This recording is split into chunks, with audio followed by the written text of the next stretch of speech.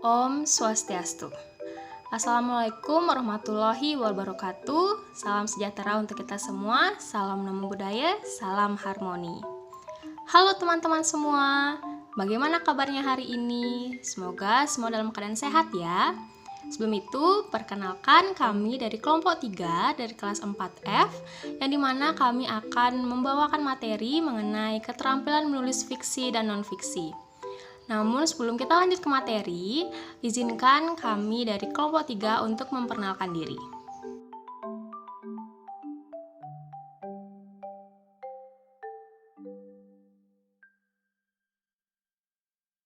Saya Nikade Tania Amanda Matreya dengan NIM 2011-03-1017. Saya Dewi Puspita dengan NIM 2011-03-1018.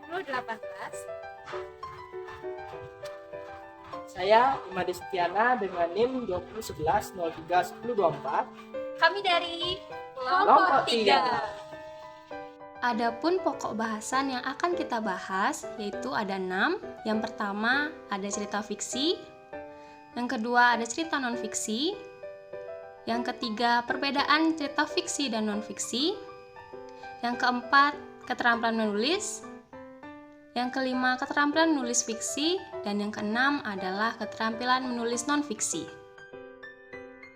Kalian pasti sudah pernah mendengarnya kan? Apa itu cerita fiksi dan non-fiksi? Mari kita bahas apa itu cerita. Cerita adalah susunan dari beberapa kalimat yang mengisahkan atau menjelaskan sesuatu. Kamu pasti pernah kan bercerita bersama teman-teman atau keluargamu, misalnya tentang pengalaman saat liburan. Nah, cerita ada dua macam, yaitu cerita fiksi dan non-fiksi. Cerita fiksi adalah cerita yang isinya berdasarkan imajinasi atau hayalan pengarang. Cerita fiksi biasanya tidak membutuhkan pengamatan dalam kehidupan nyata. Ceritanya berasal dari hayalan atau imajinasi penulis. Contoh dari cerita fiksi yaitu cerita fabel atau cerita tentang hewan seperti si kancil dan buaya, bangau putih, dan lain-lain. Lalu ada juga cerita fiksi yang tokohnya bukan hewan, seperti Putri Salju, Timun Mas, dan masih banyak lagi. Jenis cerita yang kedua yaitu cerita non-fiksi. Cerita non-fiksi adalah cerita yang isinya berdasarkan kejadian nyata. Cerita non-fiksi bersifat informatif atau mengandung informasi dalam pembuatannya. Biasanya cerita non-fiksi membutuhkan pengamatan atau data agar isinya dapat dipertanggungjawabkan. Contoh dari cerita non-fiksi yaitu cerita tentang kisah hidup seseorang seperti buku Rudy yang berisi perjalanan hidup Bapak B.J. Habibie. Selain itu ada juga cerita tentang sejarah dan juga buku pelajaran. Setelah mendengarkan penjelasan tadi, kalian sudah bisa membedakan belum ya?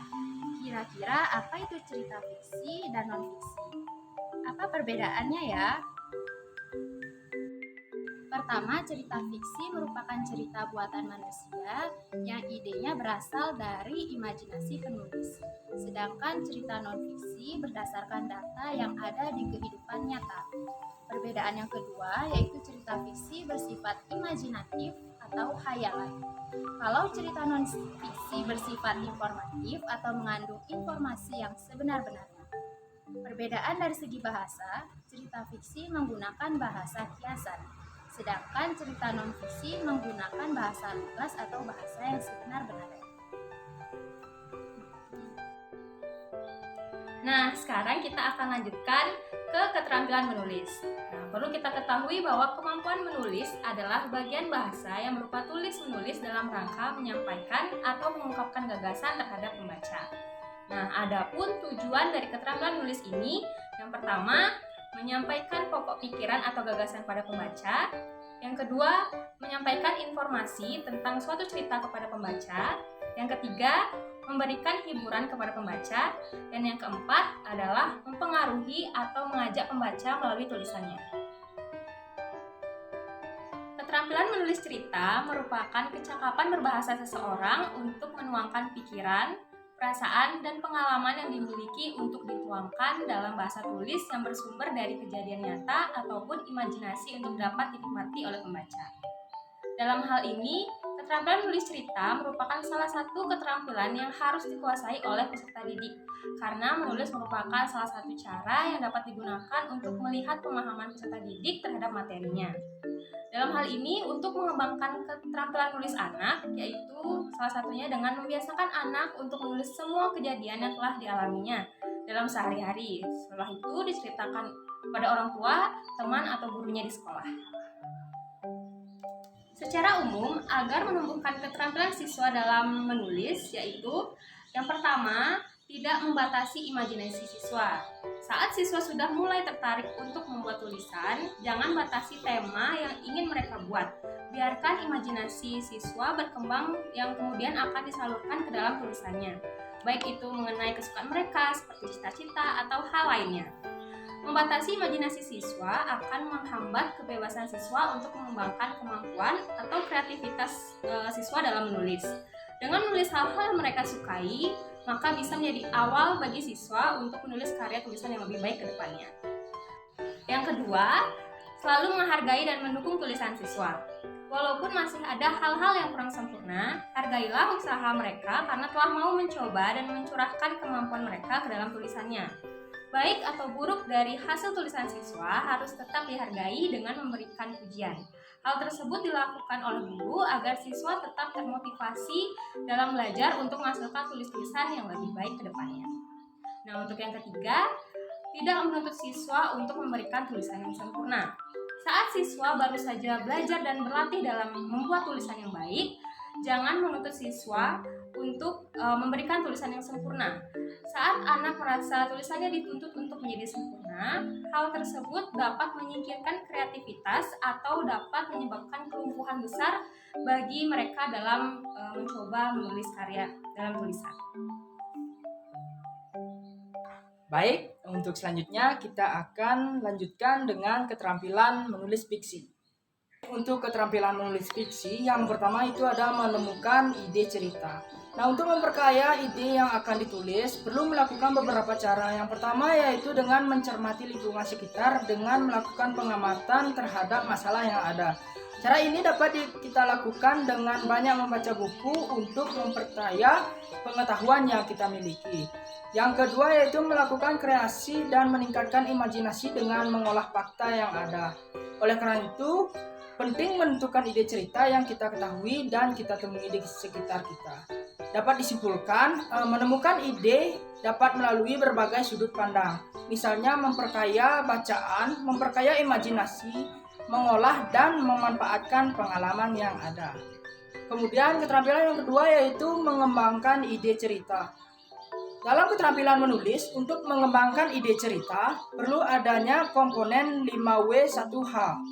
Pertanyaan yang pertama dimulai dari what, apa latar belakang, apa konfliknya, apa yang ingin disampaikan, dan lain sebagainya. Kemudian pertanyaan yang kedua yaitu who, siapa tokohnya atau pemain dalam cerita dan pembacaannya. Kemudian yang ketiga yaitu when, atau kapan. Dalam cerita itu dalam artian kapan terjadinya berita tersebut. Kemudian yang keempat yaitu where, di mana. Di mana ini melambangkan yaitu setting dari latar tempat kejadian. Kemudian yang kelima yaitu why, mengapa. Mengapa terjadinya masalah atau penyebab masalah yang terjadi. Kemudian yang kelima yaitu how, bagaimana tindak lanjutnya atau pengaruhnya, kesesuaiannya dan kemaknaannya. Dan untuk keterampilan yang ketiga yaitu membuat cerita menarik. Cerita dikatakan menarik jika dapat meninggalkan kesan pada pembacanya.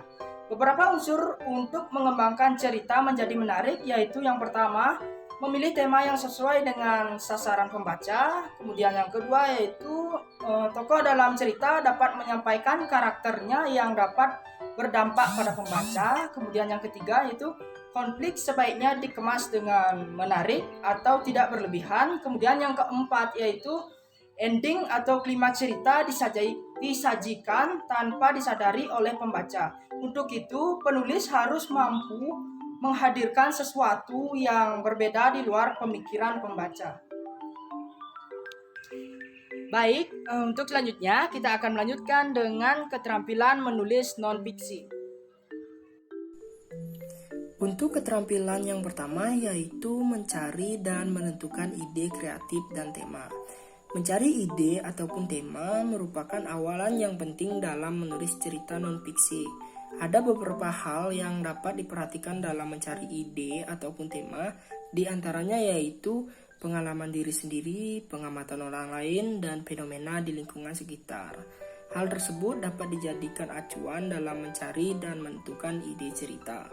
Kemudian yang kedua yaitu mencari dan mengumpulkan referensi. Keterampilan ini diharapkan mampu menjadi sebuah pegangan untuk menulis, karena dalam membuat sebuah cerita non-fiksi harus berdasarkan fakta-fakta yang terjadi, dan hal tersebut didapatkan dari mengumpulkan beberapa referensi untuk dijadikan patokan dan menarik kesimpulan. Kemudian yang ketiga yaitu membuat konsep tulisan atau karangan yang akan dikembangkan. Membuat beberapa konsep sebagai awalan merupakan hal yang dapat membuat tulisan menjadi lebih efektif. Dari konsep tulisan tersebut kemudian dikembangkan menjadi isi dari tulisan cerita. Kemudian yang keempat yaitu memperhatikan diksi dan gaya bahasa. Pemilihan diksi saat menulis non-fiksi sangatlah penting. Beberapa cerita non-fiksi terkadang tidak efektif dalam penggunaan pada suatu tulisan. Hal tersebut dapat membuat pembaca kesulitan dalam memahami maksud atau makna yang ada dalam cerita tersebut.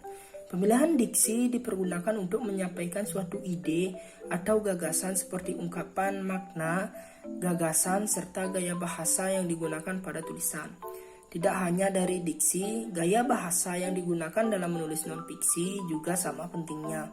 Gaya bahasa sendiri termasuk dalam bagian pemilihan kata atau diksi dengan ungkapan-ungkapan yang dapat menjadikan kata tersebut memiliki nilai artistik yang tinggi. Kemudian selanjutnya yaitu mencari data pendukung berupa gambar, foto, aplikasi, dan sebagainya. Sebuah data pendukung fakta merupakan hal yang sangat penting dalam penulisan non-fiksi, seperti halnya gambar, foto, aplikasi, dan sebagainya. Hal tersebut dipergunakan untuk membuat fakta-fakta yang disampaikan dalam tulisan menjadi lebih kuat, dan pembaca berkesan pada tulisan tersebut bahwa fakta yang ada memang benar-benar adanya. Kemudian yang selanjutnya yaitu memilih judul yang tepat dan menarik. Judul akan menjadi fondasi dalam sebuah tulisan. Maka dari itu, pemilihan judul harus tepat dan menarik juga sesuai dengan target pembacanya. Hal tersebut harus dipertimbangkan agar pembaca terdorong untuk membaca tulisan keseluruhan dari awal hingga akhir. Nah, untuk keterampilan yang terakhir yaitu mengecek ulang keseluruhan tulisan.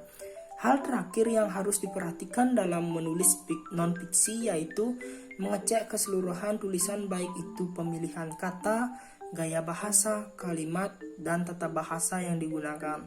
Hal ini dilakukan agar dalam tulisan meminimalisir terjadinya kesalahan. Sekian penyampaian materi mengenai keterampilan menulis fiksi dan non-fiksi dari kelompok 3 kelas 4F. Apabila ada kekurangan dari penyampaian materi kami mohon maaf pada rekan-rekan semua. Semoga penyampaian materi dari kelompok kami dapat bermanfaat bagi rekan-rekan semua. Akhir kata kami ucapkan terima kasih. Om Santi Santi Santi Om.